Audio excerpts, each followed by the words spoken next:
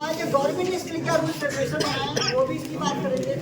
और अगर अपने डेटा को इस समय अगर आप ज़्यादा सोशल मीडिया पर इस्तेमाल कर रहे हैं तो हमें सबसे नॉलेज सिक्योरिटी ही होना चाहिए कि हम सबसे पहले अपने डेटा को कैसे सिक्योर करें। या अपनी हम पेमेंट करते हैं, डिजिटल पेमेंट करते हैं तो डिजिटल पेमेंट में भी ध्यान दें कि हमने क्या सिक्योर रखना है।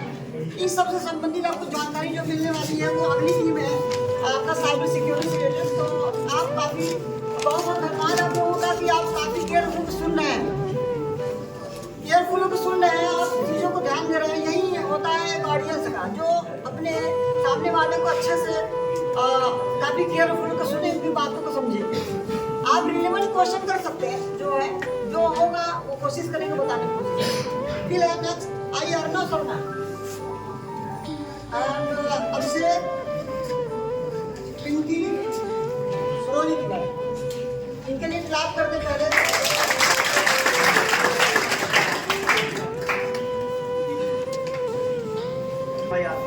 How are you? I am not fine. First of all, thanks to sir giving me this golden chance to stand here and present ourselves. My presentation topic is cyber crime and cyber security. जैसा कि cyber crime word से आप लोग रूबरू हो चुके होंगे, कहीं ना कहीं आप लोग मेरी न्यूज़ में, टीवीज़ में या फिर सोशल मीडिया में रील स्क्रॉल करते टाइम ये वर्ड जरूर सुना होगा। तो आइए जानते हैं कि सबसे पहले साइबर क्राइम होता क्या है। जैसे कि हम समझ पा रहे हैं साइबर के साथ एक वर्ड हमारा लगा हुआ है क्राइम। क्राइम मतलब आप लोग समझ पा रहे हो क्या होता है, एक तरीके का ये हम कह सकते हैं जुल्म हो सकता है, फिर अपराध। तो आइए देखते हैं कि ये हमारा किस तरीके का मतलब साइबर क्राइम एक तरीके का हमारा जैसे डिजिटली होता है। जैसे पहले क्या होता था, हम जब बैंक वगैरह नहीं हुआ तो हम लोग क्या करते थे, अपना पैसा वगैरह जो भी एसेट्स वगैरह थे उसको अपने तिजोरी में लेके घर में रखते थे। अगर चोर वगैरह आते थे तो हमारे घर से लेके सामान वगैरह तब जाते। अभी क्या होता है कि जितना भी हमारा पैसा वगैरह हम बैंक में रखते हैं सारा चीज़ें डिजिटल हो गया है, मतलब ऑनलाइन हो गया है। तो अब क्या होता है कि जो साइबर क्रिमिनल्स होते हैं वो ऑनलाइन आते हैं और ऑनलाइन ही हमारे बैंक वगैरह से पैसे वगैरह निकाल के चोरी कर लेते हैं। और एक तरीके की इलीगल है, तो ऐसे ही इलीगल काम जो डिजिटल डिवाइस या इंटरनेट का यूज करके किया जाता है उसी को कहते हैं साइबर क्राइम। नेक्स्ट हम देख लेते हैं कि कुछ हिस्ट्री ऑफ साइबर क्राइम कैसे स्टार्ट हुआ। क्योंकि हमारा फर्स्ट हैकिंग स्टार्ट हुआ था वो था फर्स्ट टाइम 1960s में। ये MIT कॉलेज में स्टूडेंट ने किया था। यहाँ से हैकिंग का मतलब स्कोप स्टार्ट हुआ था कि यहाँ से हैकिंग क्या होती है लोगों को पता चलता। नेक्स्ट था कि computer virus, the birth of computer virus in 1986।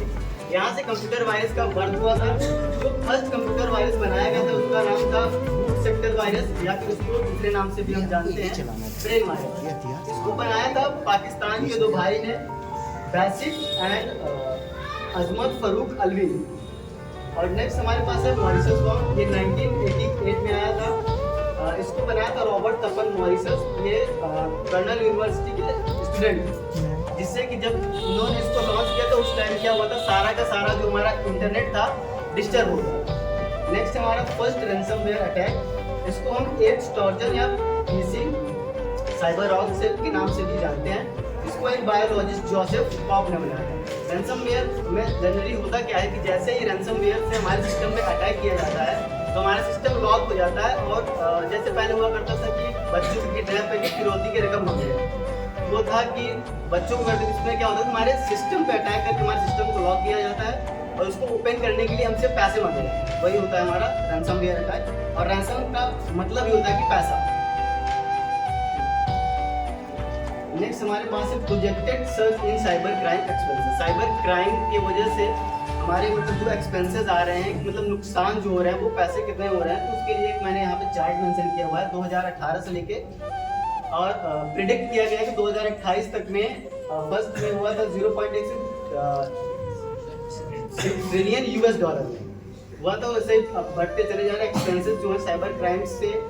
जितने भी साइबर क्राइम्स हो रहे हैं उससे इकोनॉमिक लॉसेस बढ़ते जा रहे हैं, उससे नुकसान हो रहा है। नेक्स्ट हमारे पास टॉपिक है कैटेगरीज ऑफ साइबर क्राइम, जो कि हमारे टीम मेंबर अभिषेक एक्सप्लेन करेंगे।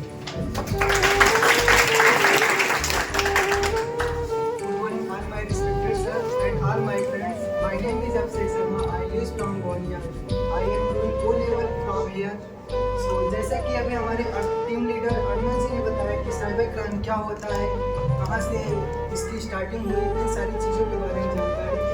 टोटल ये टारगेट क्या होता है, इसमें साइबर क्रिमिनल जो होते हैं हमारे कंप्यूटर सिस्टम, नेटवर्क और डेटा को नुकसान पहुँचाते या फिर उस पर अनऑथराइज्ड कंट्रोल करने के लिए अटैक करते हैं। ऐसे में उनका मेन टारगेट ये रहता है कि हमारे कंप्यूटर सिस्टम में जो भी हमारी इंपॉर्टेंट डेटा है या फिर गवर्नमेंट से रिलेटेड जो भी डेटा है उनको नुकसान पहुँचाना। फिर हमारा द कंप्यूटर या वेपन, इसमें जो हमारे क्रिमिनल होते हैं कंप्यूटर सिस्टम को एक हथियार के रूप में यूज करते हैं। फिशिंग अटैक क्या होता है, दिस इज अ फ्रॉड, यह फ्रॉड होता है जिसमें क्रिमिनल यूज इंपॉर्टेंट या पर्सनल डेटा को चोरी करता है, जैसे कि पासवर्ड हो गया, अकाउंट नंबर हो गया, इन सारी चीज़ों को चोरी करता है। ऐसे में उसका मेन मकसद ये होता है कि किसी भी तरीके से करके यूजर की जो पर्सनल डेटा है उसको चुराना। नेक्स्ट हमारा है रैनसमवेयर करना, बार बार मैसेज करना, कॉल करना, इन सारे तरीकों से उस व्यक्ति को परेशान किया जाता है। फिर है हमारा आइडेंटिटी थेफ्ट। आइडेंटिटी थेफ्ट मतलब होता है कि पहचान की चोरी, इसमें क्रिमिनल यूजर की जो आइडेंटिटी से रिलेटेड इंफॉर्मेशन होते हैं उनको चुराता है, जैसे कि नेम, एड्रेस, आधार नंबर, ईमेल आईडी, इन सारी चीज़ों को चुरा कर उसका गलत इस्तेमाल करता है या फिर फ़ोन के जरिए फर्जी अकाउंट खुलवाने या क्रेडिट कार्ड लेने के लिए बोलता है। फिर है हमारा हैकिंग। हैकिंग में जो क्रिमिनल होते हैं हमारे कंप्यूटर सिस्टम और नेटवर्क को अपने अंडर में कर लेते हैं। हम अपने कंप्यूटर सिस्टम में क्या कर रहे हैं, कौन से डेटा को कहाँ रखे हैं, कौन से डेटा को कहाँ सेंड कर रहे हैं, कहाँ से रिसीव कर रहे हैं, इन सारी चीज़ों को वो देख रहा होता है। ऐसे में फिर वो क्या करता है ना, जो भी डेटा है उनको या फिर नुकसान पहुंचाएगा या फिर उन सारी डेटा को चुरा लेगा या फिर उन सारी डेटा को अपने कंट्रोल में कर लेगा। नेक्स्ट स्लाइड हमारे अगले टीम मेंबर रोजी जी आपको एक्सप्लेन करेंगे। My name is Roly Tiwari. I am from Oliver from SIT Institute. जैसा कि हमारी टीम का टॉपिक है साइबर क्राइम और उसके से मेरा टॉपिक है इम्पैक्ट एंड प्रिवेंशन।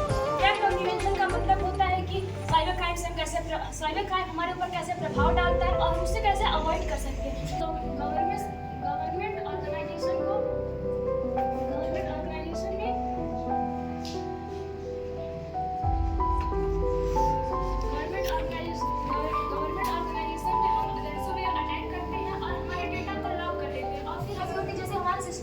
कोई भी अनऑथराइज्ड एक्सेस कर लेता है, हमारे डेटा को ब्रीच कर लेता है। फिर फिशिंग के प्रिपरेशन, जैसे कि फिशिंग इस टाइम में बहुत ही प्रचलित बनते हैं। हमें गलत वेबसाइट का लिंक देते हैं और हम सोचते हैं कि हम उस पर कैसे क्लिक करें और उनको डेटा को ब्रीच कर लेते हैं।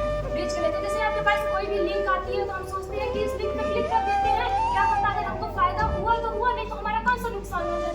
जैसे ही आप उस पर लिंक पे क्लिक करते हैं आपका पूरा डेटा स्टिक कर लिया जाता है। फिर होता है कि मालवेयर बढ़ता है, इससे होता है इमोशनल साइकोलॉजी फिर फाइनेंशियल डेटा को हैक कर लेता है और फिर हमें उससे प्रभाव डालता है और हमें ऐसे बहुत सारे प्रिवेंशन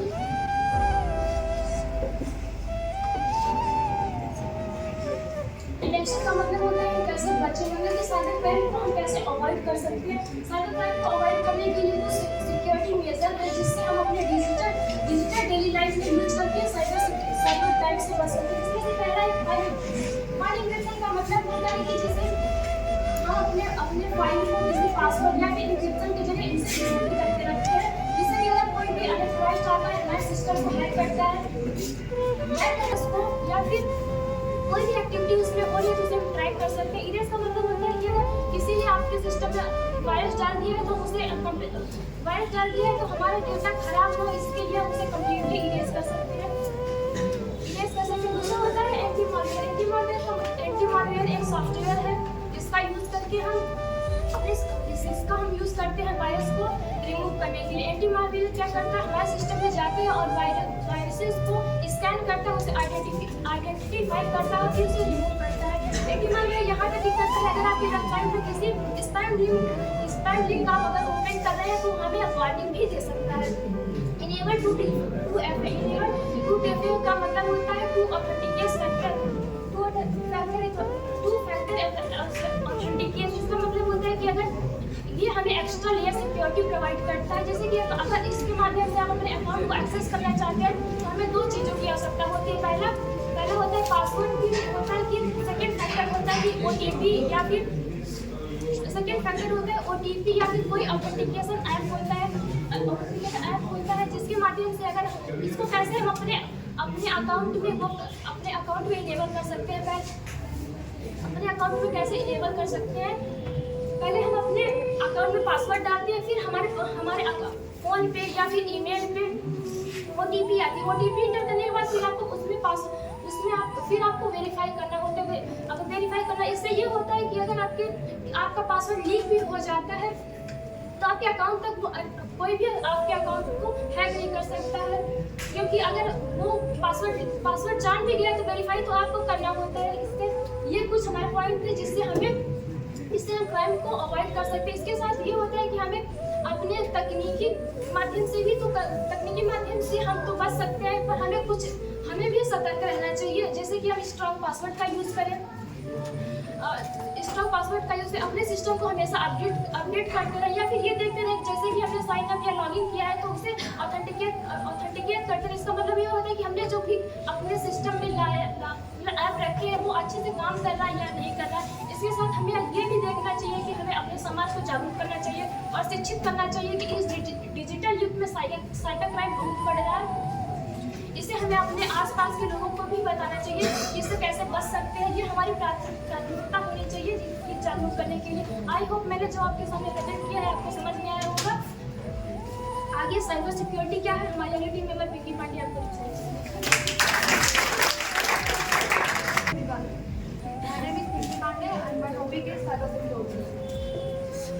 डिजिटल दुनिया में जहाँ हर कोई इंटरनेट पर निर्भर है, साइबर सिक्योरिटी हमारी प्रायोरिटी बन गई है। जब हम अभी की बात करें तो हर 39 सेकेंड में एक साइबर क्राइम होता है जो कि एक गंभीर समस्या है, और इससे छुटकारा पाने के लिए हम साइबर सिक्योरिटी का उपयोग करते हैं। तो आइए हम जानते हैं कि साइबर सिक्योरिटी क्या है, इसके टूल्स और टाइप्स क्या हैं और इसके एडवांटेजेस क्या हैं। तो सबसे पहले हम साइबर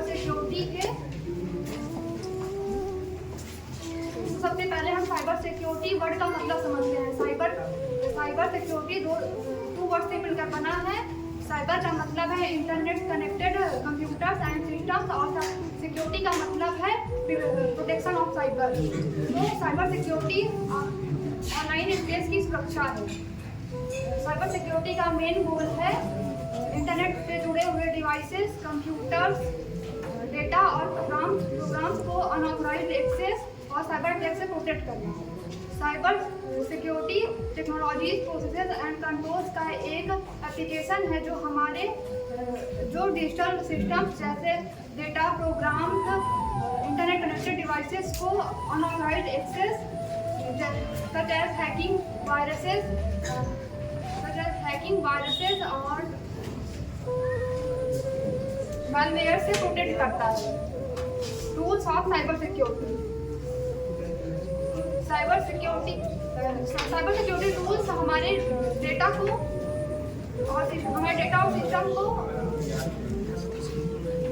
जैसे हम अपने सिस्टम में साइबर सिक्योरिटी को लगाते हैं, अभी जैसे अभी इन्होंने बताया कि फायरवॉल या टू फैक्टर ऑथेंटिकेशन हो गया, उससे क्या होगा, जैसे अपने सिस्टम में या फिर फ़ोन में कहीं भी अपने सेंसिटिव डेटा रखते हैं, अगर बाई चांस उसके पास हमारा पासवर्ड भी चला जाता है, तो अगर वो पासवर्ड डालता भी है तो हमारे पास उसको वेरीफाई करने के लिए अगर टू फैक्टर ऑथेंटिकेशन हम अप्लाई किए हैं तो एक OTP है, जब तक हम उससे वेरीफाई नहीं करेंगे तो हमारा डेटा उसके पास नहीं जाएगा। नेक्स्ट प्रिवेंटिंग आइडेंटिटी थेफ्ट, जिससे कि हमारी पहचान, जैसे हमारे डॉक्यूमेंट्स, हमारे आधार कार्ड्स हो गए या फिर क्रेडिट कार्ड्स हो गए, डेबिट कार्ड हो गए, इससे भी अगर साइबर सिक्योरिटी हम करते हैं तो हमारे जो सिस्टम में रखे हुए डेटास हैं उससे हम सेफ रख पाएंगे।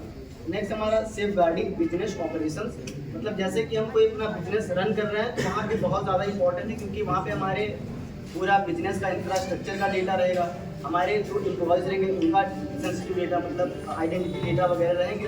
तो अगर हम साइबर सिक्योरिटी अप्लाई करते हैं तो उन सारे साइबर क्राइम से बच सकते हैं। That's all about my presentation. Thank you.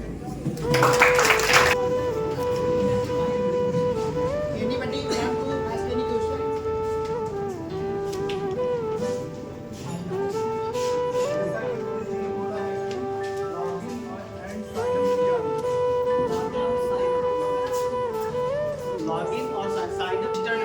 Login का मतलब अगर हम वहाँ पे पहले से ही रजिस्टर है तो अपना जीमेल है हमें पासवर्ड मिला था।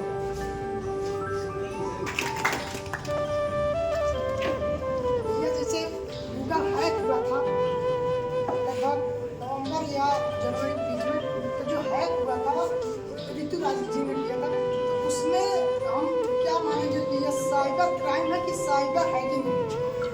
साइबर सिक्योरिटी में तो समझ सर ये 52 सेकंड के लिए हैक नहीं 52 सेकंड के लिए क्योंकि हमने बिना उनके परमिशन के उसको उसमें मतलब छेड़छाड़ की थी।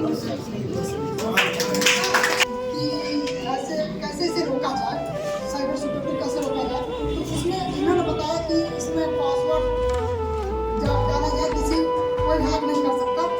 तो हम जैसे कि उनको हैक हुआ था, वो कैसे उसको जानकारी, उस पासवर्ड के बारे में उसको कैसे जानकारी मिली? तो पहली बात साइट में इसके लिए पहले आपके पास डिजिटल नॉलेज का बहुत ज़्यादा होना चाहिए, तभी आप वर्क कर पाएंगे। या फिर जैसे भी अभी चोरी तो वहाँ पे कर ले रहे, घर पे जाएंगे किसके लिए थोड़ा मारेंगे, इसके लिए आपको बहुत ज़्यादा डीप नॉलेज होना चाहिए, तभी हम किसी की वेबसाइट में या फिर कहीं पे भी जो उसका बिजनेस अकाउंट्स वगैरह है तो वहाँ पे हम जा पाएंगे।